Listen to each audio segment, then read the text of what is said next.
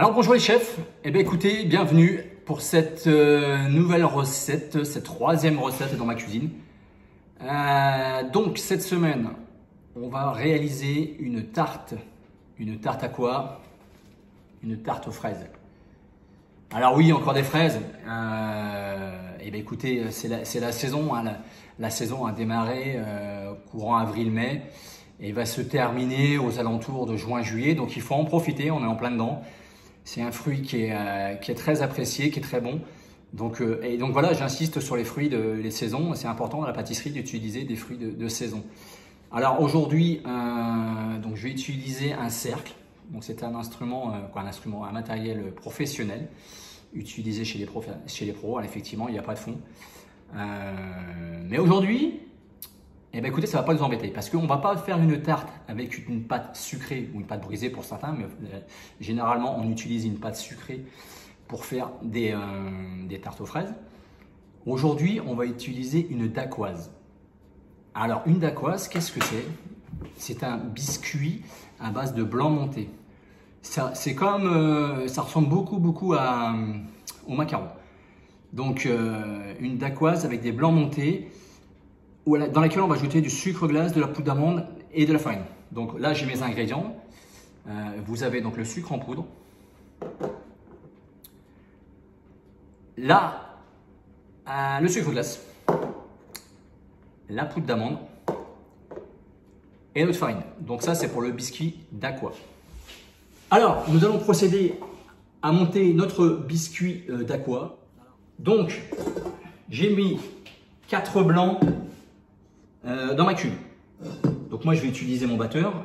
Si bien entendu c'est la maison, on ne pas de batteur, il va falloir faire ça à la main. Donc je positionne ma cuve sur mon batteur. Je mets mon fouet. Et je monte mes blancs. Donc je monte au départ mes blancs seuls et ensuite je vais y incorporer mon sucre semoule.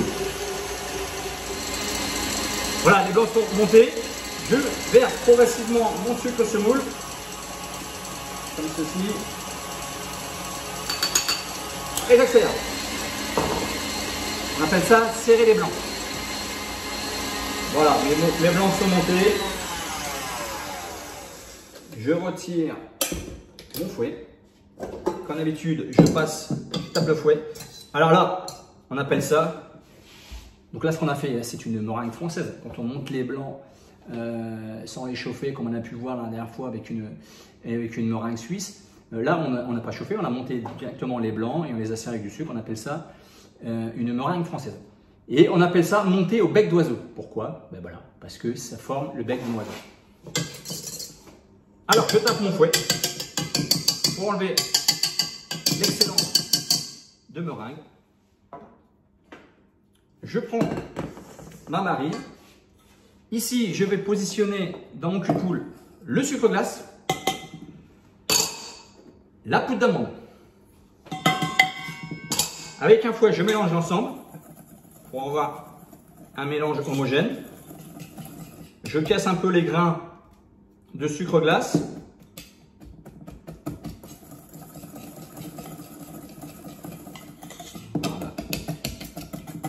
Pour avoir une poudre assez fine, comme ceci. On passe un petit coup.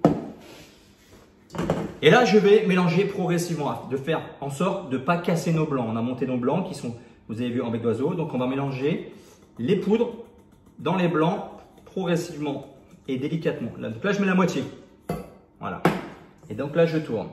Je descends ma cuve et je remonte ma main. Voilà, comme ceci. Donc là, on est sur une petite quantité, donc ça va aller relativement vite. Comme ceci. Hein. Une fois que vous ne voyez plus les poudres, comme cela, je ne sais pas si vous voyez la caméra, voilà. Je mets ma deuxième quantité, donc le restant. Voilà. Et je continue.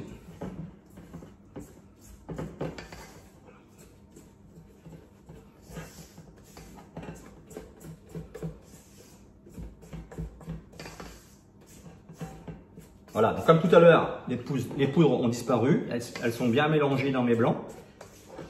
À ce moment-là, il ne nous reste plus que la farine tamisée. Je prends mon tamis, je prends ma farine et je tapote. Verser en pluie, c'est ce qu'on appelle ça comme ça. Je tapote. Terminé. De nouveau, délicatement.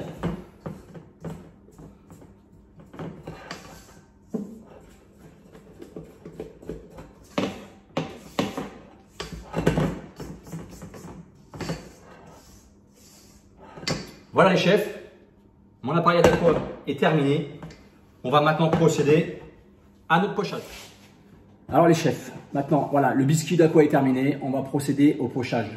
Donc le four qui est derrière moi est à 170 degrés à peu près, 170, 160. Donc c'est parti pour procéder à notre pochage. Alors je récupère mon appareil qui est ici. J'ai préparé ma poche à douille.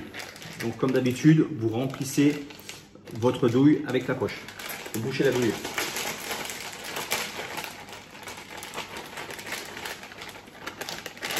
Alors, bien sûr avec une corne, vous remplissez votre poche.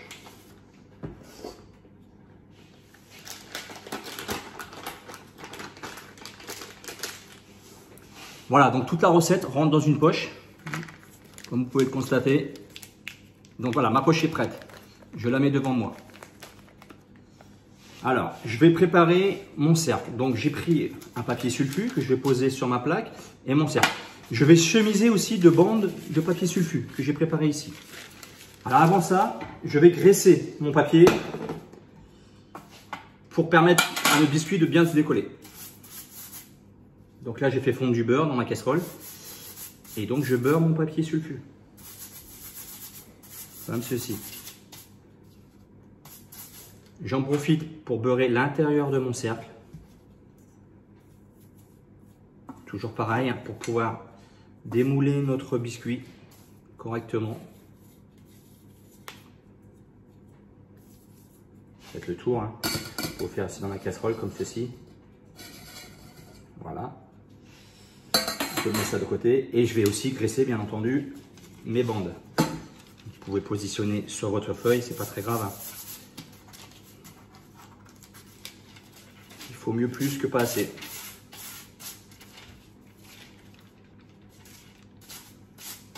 Voilà. Comme ça, je me retrouve avec du beurre sur les deux faces. Voilà, je positionne ça tranquillement à côté. Et je prends mon deuxième morceau parce qu'une seule bande ne suffit pas à faire le tour de mon cercle. Voilà. Alors, je prends ma petite bande. Donc, je positionne mon cercle au centre de mon papier sulfu. Je prends ma bande de papier que je viens poser sur le contour de mon cercle. Bien sûr, en bas de mon cercle. Voilà. Donc, on appelle ça chemiser. Et comme vous pouvez le constater, je n'ai pas assez pour faire le tour. Donc, je prends mon deuxième morceau et je positionne par-dessus.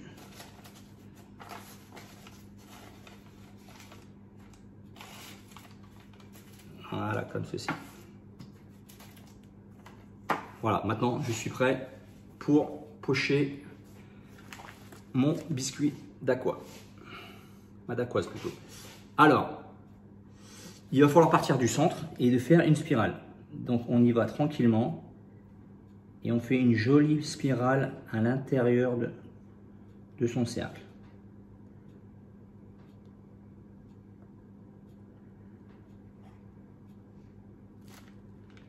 On reprend et on continue.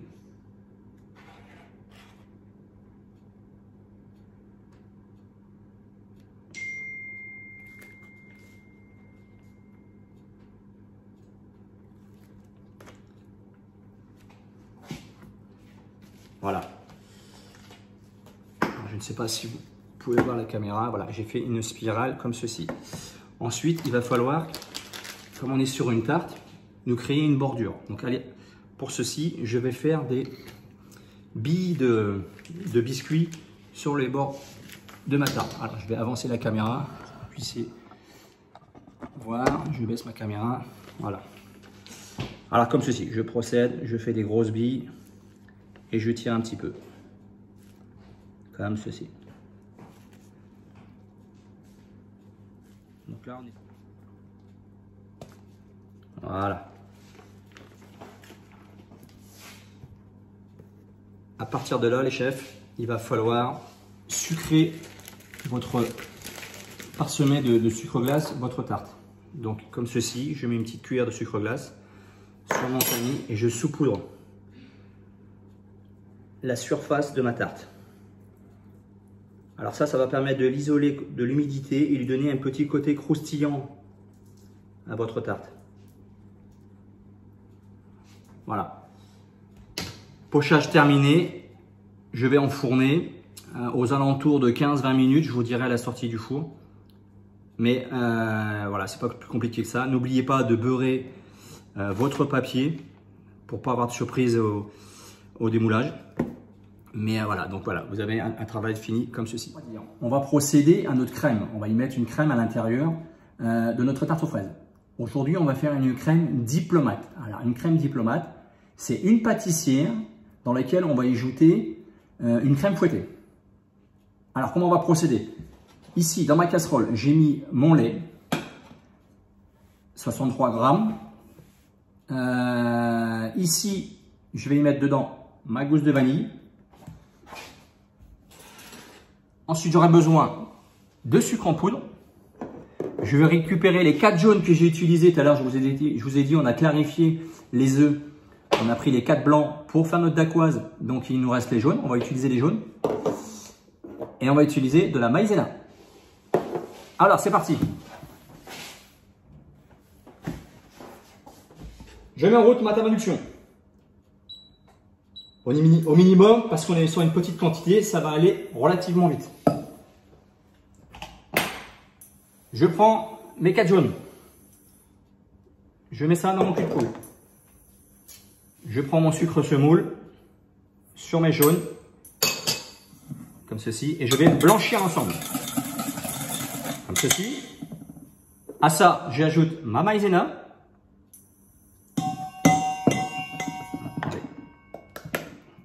Donc, je reprends toute la quantité.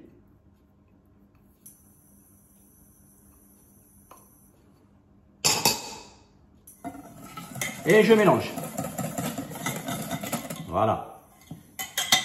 Je réserve mon feu ici. À ce moment-là, je peux augmenter mon feu. Voilà. Mon lait a bouilli. Je verse la totalité dans mon mélange précédent, comme ceci.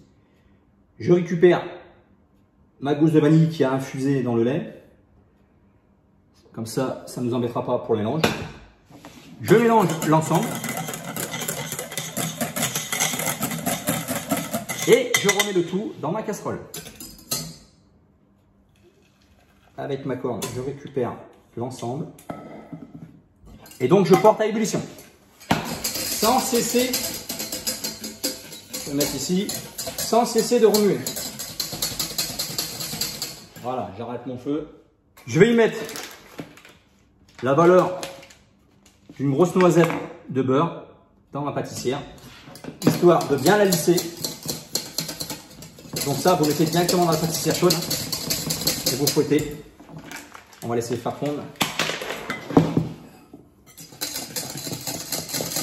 Voilà. Donc là, ça va relativement vite. Votre pâtissière est bouillante. Donc le beurre fond relativement vite. Ensuite, j'enlève mon fouet.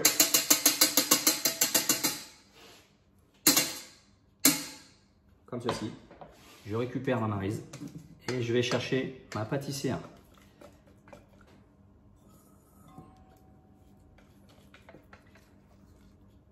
Voilà, comme ceci. Donc attention, on est sur une petite quantité, ça peut vite accrocher. Moi, vous pouvez remarquer que ma casserole est propre. Voilà, donc ma pâtissière est ici dans mon cul de poule. Je la centre bien. Je débarrasse ma maryse. Un petit coup dessus. Et là, je filme le contact, je laisse refroidir à température ambiante. Alors, nous allons poursuivre notre crème diplomate. Donc, la pâtissière, elle est en train de refroidir tranquillement. Donc, j'ai filmé au contact. Là, j'ai mis 80 grammes de crème liquide. Donc, je ne vais pas monter à la main. Je vais prendre mon plongeur et je vais la monter comme ça.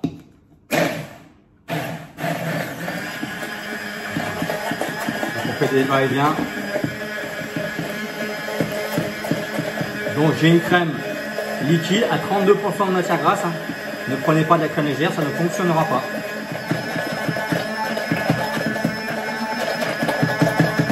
Voilà, regardez, notre crème est montée. Voilà, tout simplement. Donc, je retire le bas de mon mixeur. Donc, je récupère ma pâtissière. Bien sûr, j'enlève le film. Je la retravaille. Donc là, j'ai pris un tout petit fouet, mais c'est une petite quantité. Hein. Donc, je lisse ma pâtissière. Voilà, comme ceci.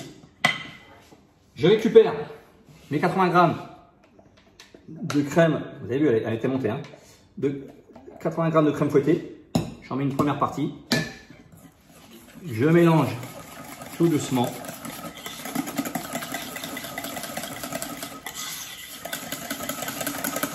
Et j'accélère.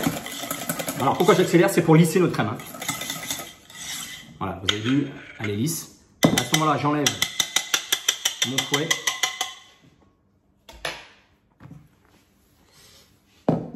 Et ensuite, pour la deuxième partie, je vais finir avec ma maryse. Voilà, comme ceci. Et là, j'y vais délicatement.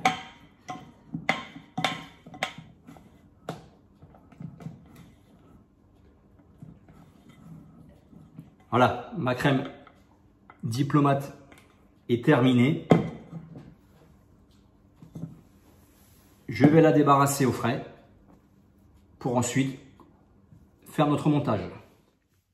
Alors voilà, notre dacquoise est cuite.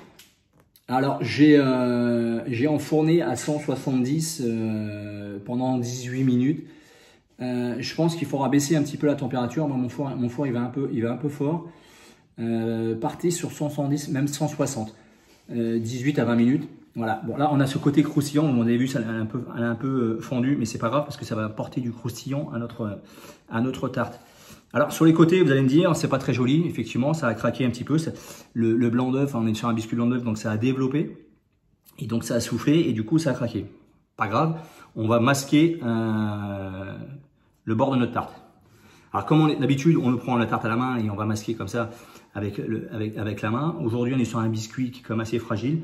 Donc, je l'ai positionné sur mon carton. Vous pouvez positionner sur votre plat à la maison, comme vous voulez. Et voilà. Donc, j'ai pris de la confiture maison. Ça, c'est le dada de mon épouse qui fait des très bonnes confitures. Donc, j'ai une valeur d'une cuillère à soupe que j'ai mis dans mon bol. J'ai dilué avec un peu d'eau et j'ai mélangé. Voilà, je me retrouve avec une confiture assez liquide. Ça va permettre de pouvoir napper nos fraises et de napper le bord de notre tarte. Alors, vous prenez votre pinceau et vous allez donc du coup napper comme ceci le bord de votre tarte. Alors, vous allez voir pourquoi après. Comme ceci.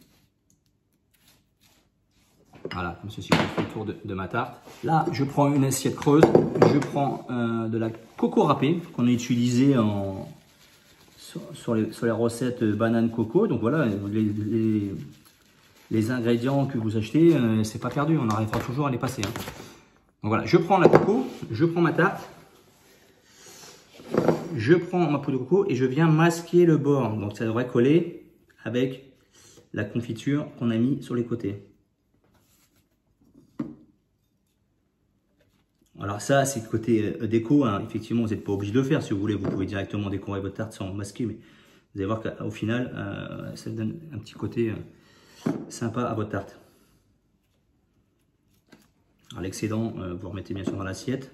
C'est pas perdu, on va le remettre dans le paquet après. Il faut enlever l'excédent qu'il y a sur le carton. Donc avec un autre pinceau propre, vous enlevez cette poudre de coco qui est en trop là.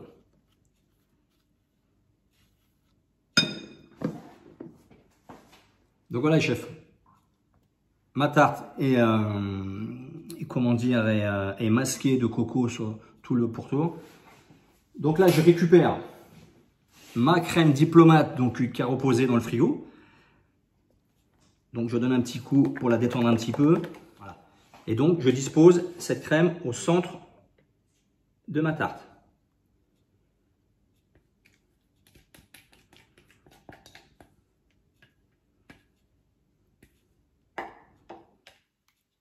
Comme ceci. Une cuillère avec le dos, on vient égaliser. Alors vous n'en mettez pas sur votre bordure. Hein.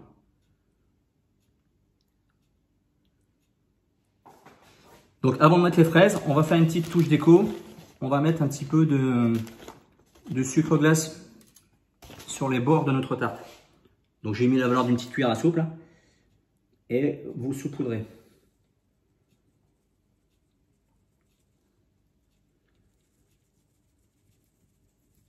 Donc maintenant, et ben place à nos fraises qui vont venir agrémenter notre tarte. Alors je mets ma tarte devant moi, les planches. Je récupère mes fraises donc, que j'ai lavées, plutôt rincées. Et voilà, j'enlève la queue de la fraise, je la coupe en deux et je la positionne la pointe vers moi.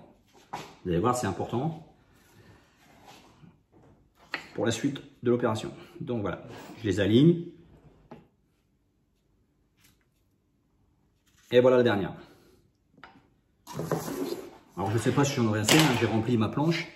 Alors pourquoi je les ai positionnés dans ce sens-là? Parce que vous avez vu, là je récupère ma confiture que j'ai diluée avec de l'eau.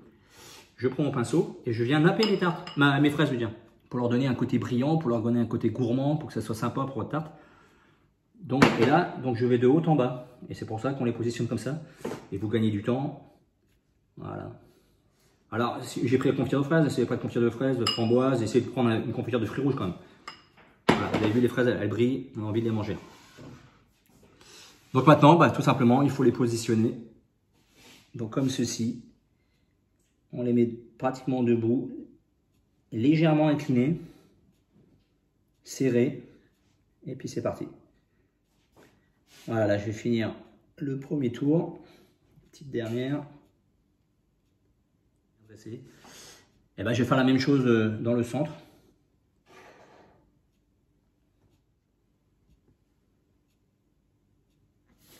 Donc aujourd'hui, je l'ai faite avec une crème diplomate. Vous pouvez faire uniquement une crème pâtissière. Vous pouvez aussi faire une mousseline. Vous pouvez faire une tarte à base de chantilly. À vous de la faire comme vous voulez. Aujourd'hui, je vous demande de faire cette recette, mais sachez que vous pouvez la faire autrement. Et voilà les chefs, je termine par le centre. Toujours cette rotation. Tac. Tac. Et voilà, la petite dernière ici. Je fais en sorte de recentrer mes fraises. Le dressage est très important, c'est vraiment le visuel de votre tarte. Si vous avez une tarte qui est joliment dressée, et ben elle fera plus d'effet qu'une tarte avec les fraises qui partent un petit peu, en live. Hein. Voilà les chefs, petite celle-ci qui s'est collée contre l'autre. Voilà les chefs, je baisse la caméra. Ici, où je vais vous la apporter, tarte fraise avec la dacquoise. Donc on pourrait appeler ça tarte moelleuse aux fraises, parce que vous allez voir ce biscuit moelleux, c'est délicieux. Aujourd'hui, allez, si vous voulez, je récupère ma poudre de coco là, qui est ici, coco râpé, et je viens parsemer un petit peu dessus. Regardez-moi ça, que du bonheur.